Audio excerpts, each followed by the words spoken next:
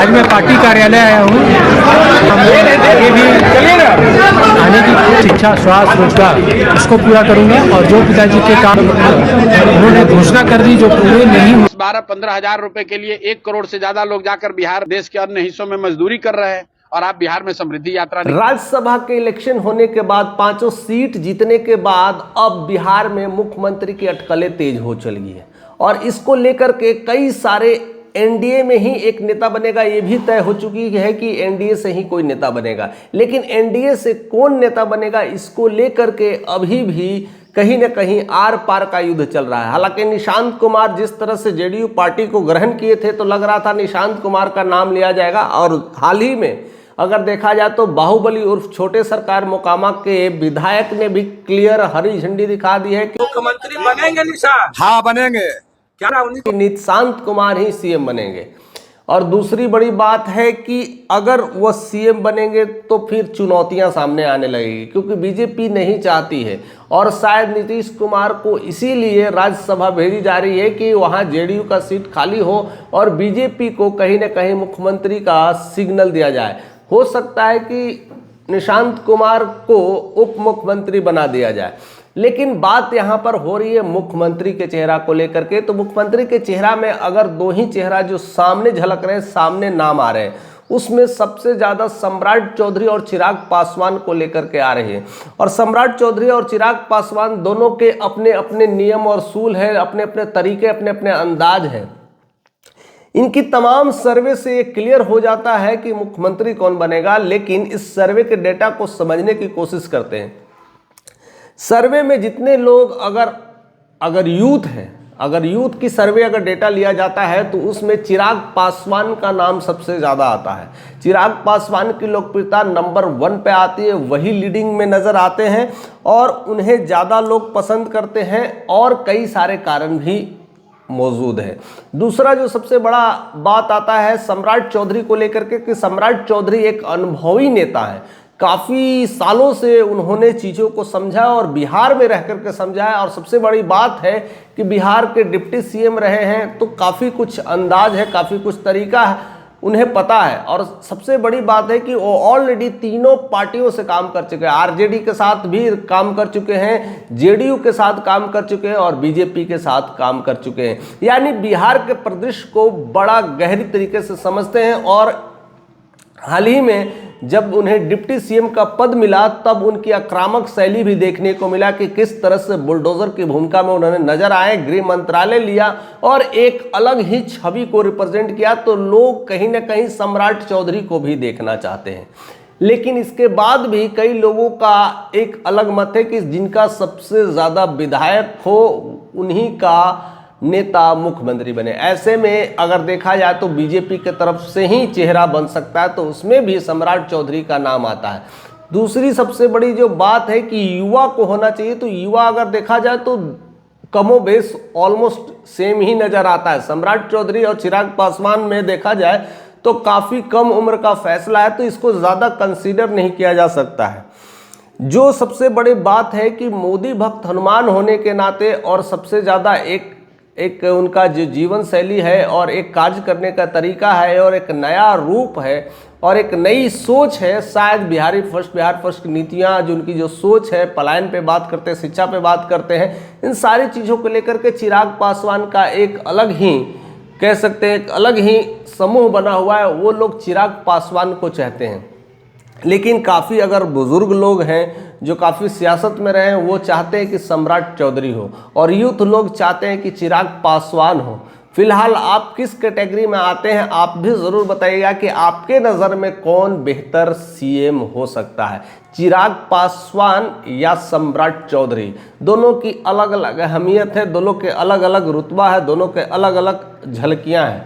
हालांकि अभी भी इत्तेहार पार्टी में सम्राट चौधरी और चिराग पासवान एक दूसरे के साथ मिले, एक दूसरे के साथ गमछा शेयर किए, साथ में इफ्तार पार्टी खोले, ये सब सारे कार्यक्रम हुए। नीतीश कुमार भी आए, सब लोग एक ही थाली के चट्टे पट्टे हैं, यानी एक ही थाली में सब जुड़े हैं। कहीं ना कहीं अगर कोई भी बनता है तो कमोबेश काम ऑलमोस्ट सेम होगा क्योंकि एक ही दल के सब हिस्से हैं।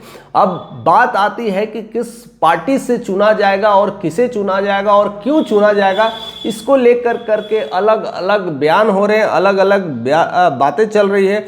और सबसे बड़ी जो बात है वह आक्रामक शैली को लेकर करके है, क्योंकि चिराग पासवान आक्रामक शैली को नहीं ले आ पाते हैं।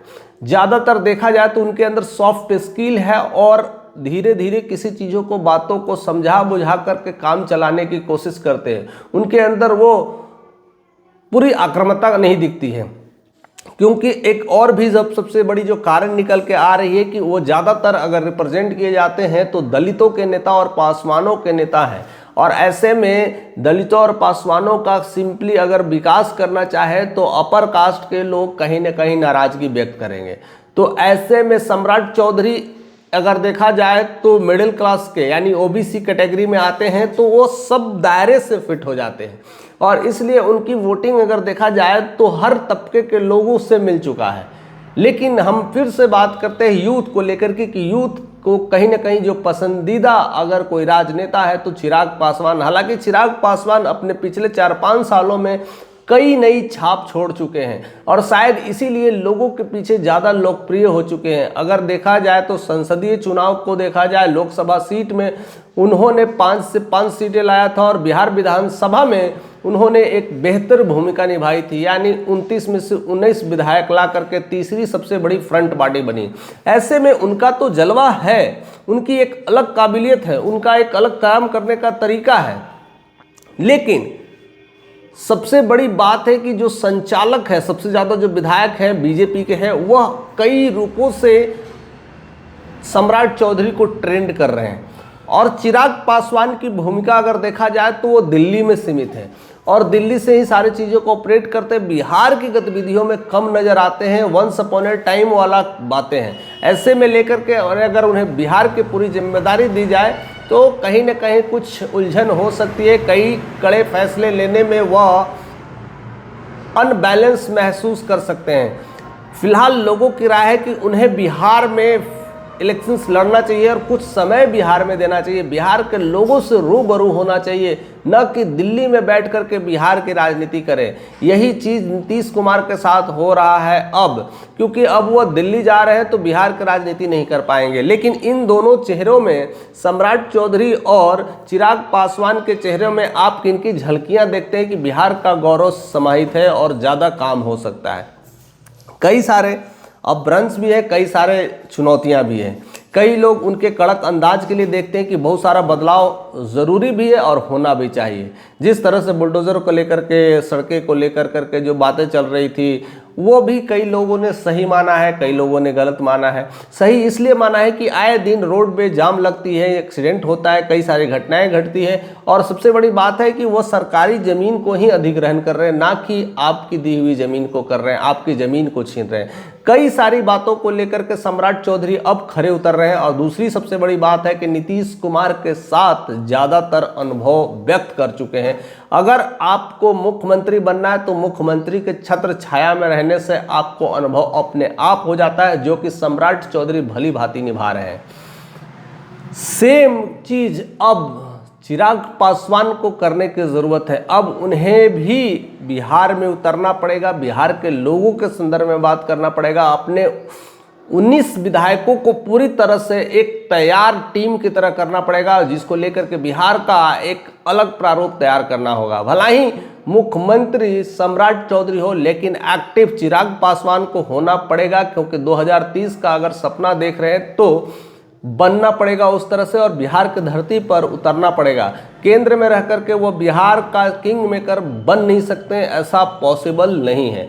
फिलहाल अभी सम्राट चौधरी की कह सकते हैं मुहर ज़्यादा लगने वाली है। फिलहाल आप क्या सोचते हैं ज़रूर कमेंट करके बताइएगा, क्योंकि आपकी बातों में काफ़ी दम होता है, आपकी बातों को ज़्यादा लोग महत्व भी देते हैं। तो आपका कमेंट सर आँखों पर होता है। तो आप ही जनता है, आप ही जनार्दन है, आप ही तय करते हैं। फिलहाल तो कैबिनेट में सब फैसला हो ही गया है, क्योंकि हमने वोट दे दिया है, तो सारी चीज़ें फैसला अब वहीं से होना है।